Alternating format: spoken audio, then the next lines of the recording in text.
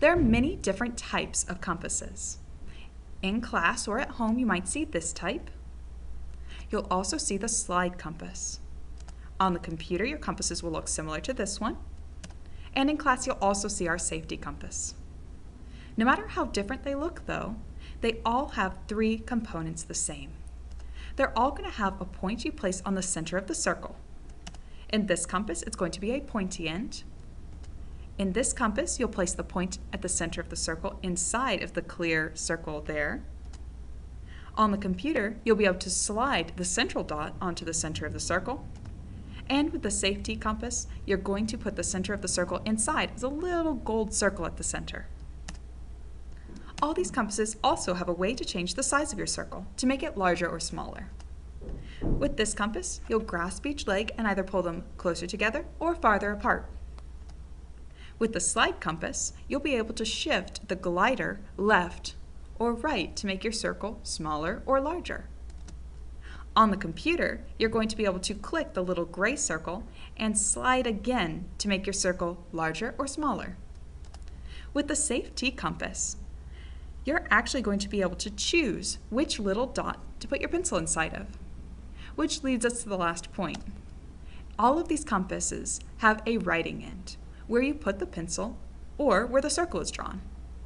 In this compass, you're actually going to be able to place your own pencil inside. With this compass, you'll choose either the left or the right side of the glider. With this compass, it's actually going to draw where the arrow points.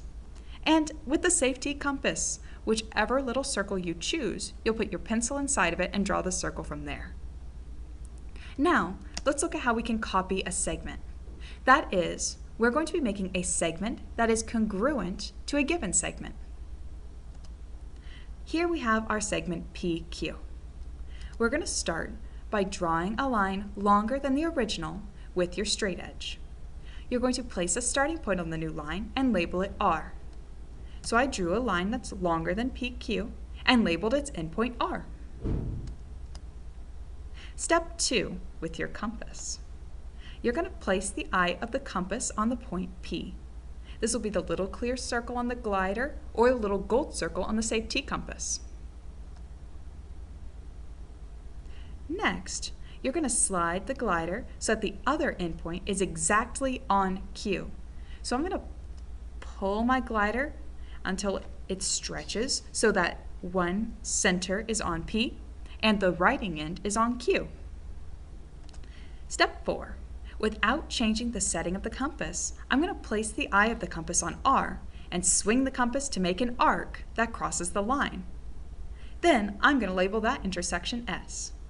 So I'm going to place the eye of the compass on R and I'm going to swing the compass to make an arc that crosses the line. Where it crosses the line, I'm going to label that intersection S. Because we copied the segment, we know that the segment RS will be congruent to the segment PQ.